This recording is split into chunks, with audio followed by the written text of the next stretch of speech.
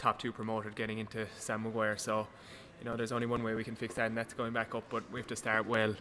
I was thinking there coming up today, we probably haven't won our first game in the league in 3-4 years. So the Offaly game in 2 weeks' time is probably a good place to start. So that's something to look forward to. We were talking to Paul Kerrigan there a few weeks ago. He kind of mentioned that the two tiers coming in the Championship this year doesn't make any difference to Cork. Cork see themselves as better as Division 3 and see themselves they shouldn't be down there. Yeah, I suppose if you looked at it 3, 4, 5 years ago, Cork were competing for Division 1 titles on a continuous basis, and that's probably where a county the size of Cork should be. Unfortunately the last few years haven't gone as planned, but it's probably time to start putting things right now, and as I said, the only way we can start that is by starting in a couple of weeks' time with the first game against Offaly. Very competitive this year as well. Division 3. It's stronger than it's probably ever been. Yeah, like looking at it, there's no easy games in it. We've a couple of very tough games up the country. Leitrim and Longford away. You're not going to get anything easy up there, and a couple of good northern teams at home. So, we know if we're not tuned in and if we're not prepared right, that we'll have tough games. When you look at Longford, and they've came close to coming out of Division 3 a couple of times, and they're probably not even in the mix this time round. That shows you how strong it is. Yeah, exactly. And we know we played them in the Championship, I'd say it's going back 2 or 3 years ago, up there, and probably very lucky to come out of it. We brought on Paddy Kelly at half time, and he changed the game. Only for that we could have been probably knocked out up there. So as I said, we know if we're not switched on, that any game is a potential banana skin. You feel like the pressure's on you now very much, that you need a good start, that you need to get points on the board early on? Yeah, as I said, the pressure's probably on you every year, but we're really looking forward to it. We've had a good pre-season, and can't wait to get going now in a couple of weeks' time, and hopefully, as I said, start off in the right foot. Is there a bit more of a positive vibe around the place, Mark, than maybe for last year too? Last year felt like a bit of a turning point in minors, under 20s doing well. I mean, you started motoring it again. How does it feel like, the vibe in general?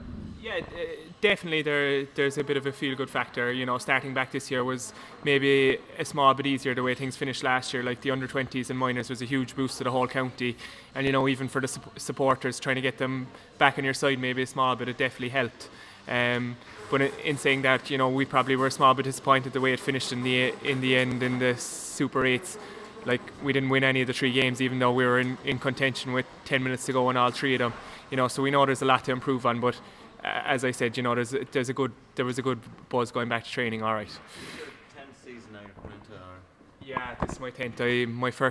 My first championship game was 2011, so this is my 10th season. Yeah. I mean, how do you reflect on it overall? Do you think there's obvious potential in Cork football? Do you feel like you haven't, reached your potential, or what will it take? Yeah, definitely. I suppose it's been a bit of a disappointment, to be honest. When I first came on the panel, as I said, we were competing for Division 1, and the aim was to win the All-Ireland. Plus then I was involved in a couple of very good under-21 teams, and you were hoping that the breakthrough was going to come. Unfortunately that didn't happen, and we've probably chopped and changed with managers and stuff over the time and haven't performed as players, and it's been a disappointment. Like, to be down in Division 3, as I said, is probably not where we want to be, and it's up to us now and a few of the younger fellas coming through to put that right.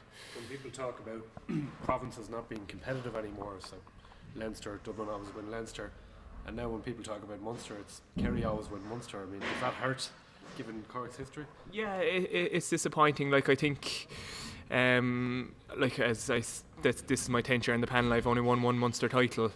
That's probably definitely not good enough for a county the size of us. But I think Munster's definitely got stronger over the years since I've been involved. Tip and Clare have really, we've obviously been beaten by Tip, and Clare have beaten us a couple of times in the league. They're good teams, and it's probably underestimated a small bit. Kerry probably have been ahead of us the last few years, but the rest of the competition has been competitive enough. What's it been like having Ciaran Sheehan back as part of the panel? Would you have played with him much over the years? Yeah, he was my age growing up, so I played with him since I was under 14. Absolutely brilliant to have him back. he's a model professional. Really, everything he does is spot on, and he's great for the younger fellas in the panel too. You know, even the way he speaks around the place is a huge boost. And like obviously he's serious potential as a footballer and talent as a footballer, so he's a massive boost to have him back. Have you noticed much of a change in him since he came back from Australia? Anything different? To be honest, I'm like he fitted in straight away again with us. You know, I thought that it might take a bit of time for him to get used to Gaelic football again, but to be honest, he's been very sharp since he's come back, and you know he's in great condition and everything. So really looking forward to playing with him again.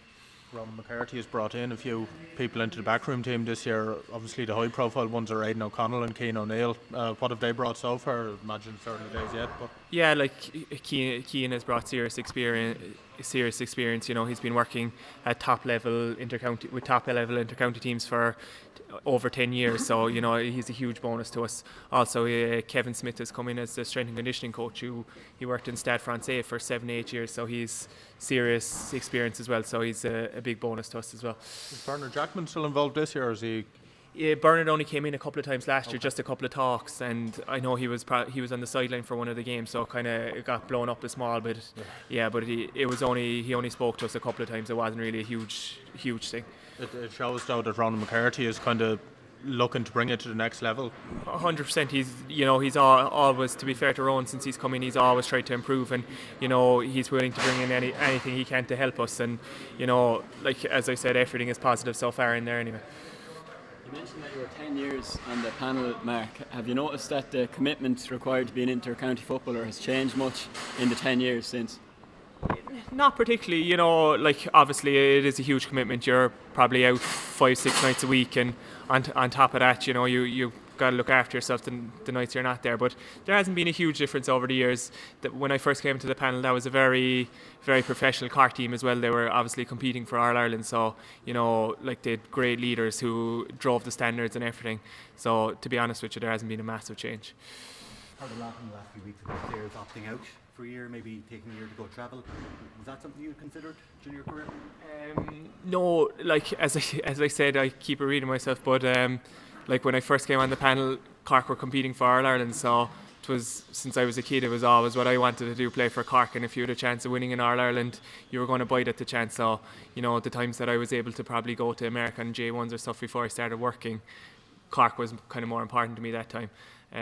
But yeah, we've lost Mark White, our goalkeeper now this year. He's decided to go to America for the summer. So like you have seen that there is fellas not willing to give the commitment, and you know, I suppose it is a massive commitment. So it's not hard to understand either. Can you understand why people would take that option? Definitely, like you know, if it isn't, you know, if your heart and soul isn't in it, you know, it is a massive commitment. You know, your whole life probably revolves around it while you're in that bubble. So it's not hard to understand, I suppose. Played in a few different positions for Cork. I mean, is centre forward where you feel most comfortable? Yeah, I suppose growing up, centre forward was probably my natural position. But you know, over the years, I've probably been thrown in a different few positions. I played maybe a bit of a role as sweeper, and last year Ronan threw me inside. But you know, you're just delighted wherever you can get on the pitch, and no matter what position it is, you would probably take. Like, It doesn't change, does it? I mean, I imagine if you're a young lad in a panel, manager says he wants you to try this. Oh yeah, you'll do whatever. But when you get a bit older, do you sort of maybe sit down with a manager and say, listen, you know, if you really want to get the best from me, I think, do you offer more of a view, or does it change that dynamic in any way?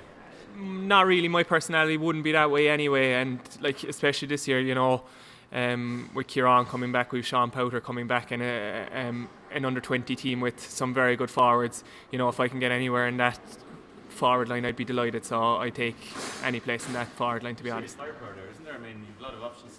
Yeah, like they're good. Like on top of that, you've Colin O'Mahony and Damien Gore, very good forwards for the under-20s last year. Like, so it'll be a tough forward line to get into. Your partnership with Brian Hurley last year was one of the real bright sparks.